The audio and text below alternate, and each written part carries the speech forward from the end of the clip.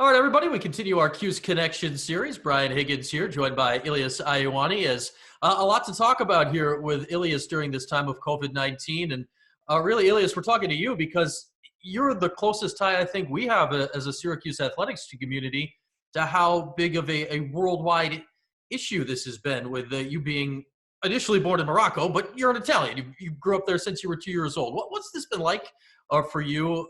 Maybe from a month earlier, I guess, than we over here were dealing with it, even though you're over here now, that you've had to deal with it through your family back home in Italy. Hi, thank you for having me.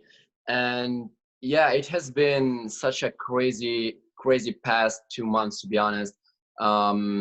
We kept hearing from China things happening, but like we were not aware of the magnitude of what was gonna happen, and in the next month. And of course, when I was hearing what was going on in Italy, I was getting worried a little bit, but like I did not expect those events to escalate to this scale, to be honest. And no one was expecting such thing. And to be honest, like I don't even know how this happened. And like having to think about my family being in Italy and having to deal with that kind of stuff and not being able to be with them is kind of hard, to be honest. But like of course we like the epicenter was Italy, but then we saw that here in New York is getting much worse. So it's not something that's related to China or Italy now, and it's something that we are actually dealing with too. So yeah. Yeah, it's a whole worldwide thing, and you said it. And let's set this up. You right now, Ilias, you're still here in Syracuse, correct? In your South Campus apartment. Yeah, I'm still here in Syracuse. Because of the travel ban, I wasn't able to go back home, and even though I wish I could, but I think it was a good thing for me to stay here because like Syracuse is the right place for me to still focus on what I can do, still control what I can control, and I'm able to keep up with school while I'm here, and I'm still able to get some training done. If for example, if I went back to Italy in Milan, there is a complete lockdown. People are not allowed to go out, and so I wouldn't be able to go out even for a walk if I was in Milan. And I think Syracuse has been the right place for me to stay, even though I still feel the need to stay with to the people I feel that are close to me. And but like so far, there's nothing we can do. Just try to survive and keep the right mindset and right attitude. How is your family doing back at home? First off, how many people are back over there in Milan, or are they spread out throughout the country now? And how is everybody doing on your side of things? Yeah, luckily my family is doing well. I call them very often, and even though they are in the epicenter of the epidemic in Italy, they are doing well, luckily, and they make sure they respect all the guidelines they've been given. And like my family does not leave their house. Like even, like just my dad goes out once a week to get groceries, and as long as they respect what they should do and do what they should do, they should be fine, to be honest. Like my mom keeps saying that the only thing she hears from the streets are the ambulance going Mm. passing by, which is not the the most nice thing to hear. But And um, I mean, there's literally right. I'm sure that they look out their windows, and we've seen it on TV. I mean, I think right. You need a note or something to go to the grocery store. There's nobody just out for a walk. There is nobody out in the streets of Milan or really anywhere in Italy right now. yeah, yeah, I've been seeing some crazy pictures of the center of Milan, the Duomo, which Mhm. I've never seen that square. That square is always so crowded, it's always so full of people, and seeing that square completely empty was something just absurd to me. It did not look real. It looked like it was like a movie or something like that. But You but said yeah, like Elias, yeah, that the Duomo was it was on. I mean, Andrea Bocelli did his concert there on Easter Sunday just a few days ago, and he was standing on the steps of the major church. You said it, and he was literally the only one there. It was for one an impressive sight. That had to be shocking for you to see as someone that knows that area very well. yeah, yeah. So like we've been seeing some scenes we've never seen in our life. We've been witnessing an historical event. we Mhm. probably have never witnessed before. And as I was gonna say, from one hand, we keep seeing these frightening and scary images of really empty streets and roads, and on the other side, we see like the happy side of the populations, the way the population react to this pandemic with like solidarity. Like I've been seeing people getting together and singing from balconies and Mhm. try to uplift each other. And that was something really inspiring. Like Italy was the first one to keep this kind of attitude, and this thing has inspired other countries too to just like fight together this pandemic, because like we are already by ourselves isolated in our homes, and if we isolate ourselves even morally, that's gonna be even more tough. I think about Italy, Ilias, and I mean, obviously you grew up there, so you can speak to this much better than I. But I've been there literally just a couple times in my life, never to Milan specifically. But you go out in the morning and people get their coffee standing together at the local corner deli or whatever. You walk around when the workday is over and people stop and for hours and have a cocktail or something on the way home or before dinner. That had to be really tough, I'd imagine, societally for Italy to give stuff like that up, because that's not a special occurrence where you go out once a week or once a month. This was every day, pretty much of the week around the country.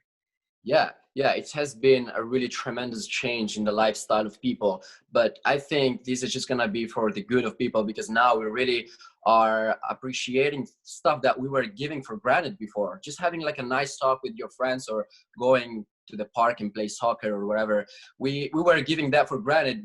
So now I think once we're gonna be finally able to get back to that kind of routine, we will appreciate it and live the moment more intensely. So it's gonna be a good time. I mean, I can't wait for that, to be honest.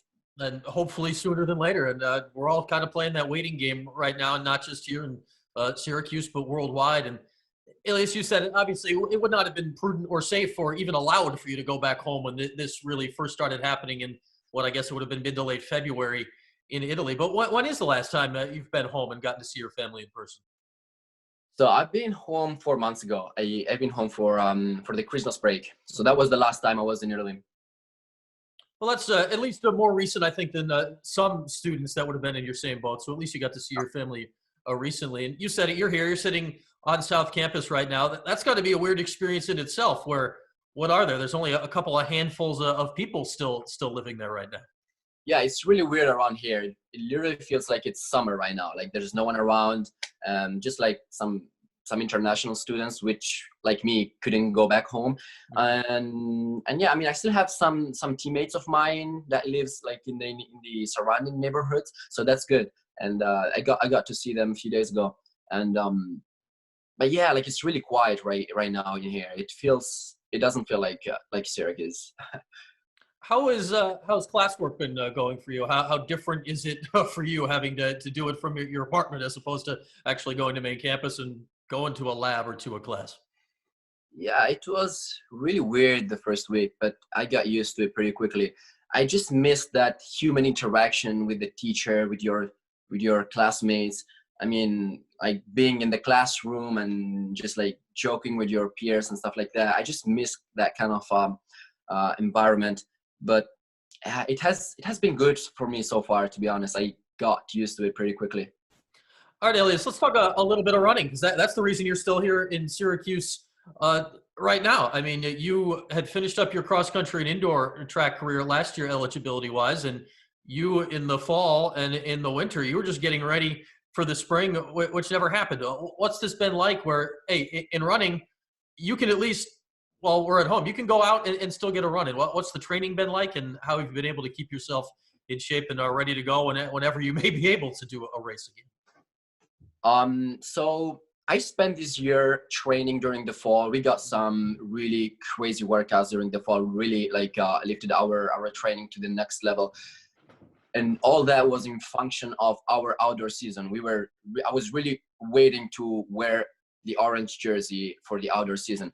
But of course, like these unexpected events, these large scale unexpected events, you can't control them and you can't fight them. So we just need to accept it and adapt to it.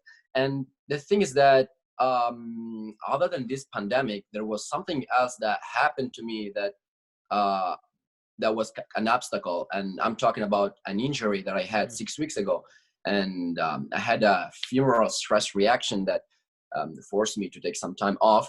And to be honest, it was like the perfect timing, because like if I had to choose a time where to get injured, it would have been this one. And but like I got my first run yesterday, so that was a good thing. And of course, now I'm just gonna take it really gradual and really slow. I will try to get back to my original fitness. I don't have any pressure on me, so I can take my time to get back to my fitness. Like there is no events that we are getting ready for. Olympics have been canceled, and we don't really know when the first running meet will be. So that's not like my first concern right now. Like I think the priority right now is just to stay healthy and and survive this thing. I mean, there's nothing much you can worry about.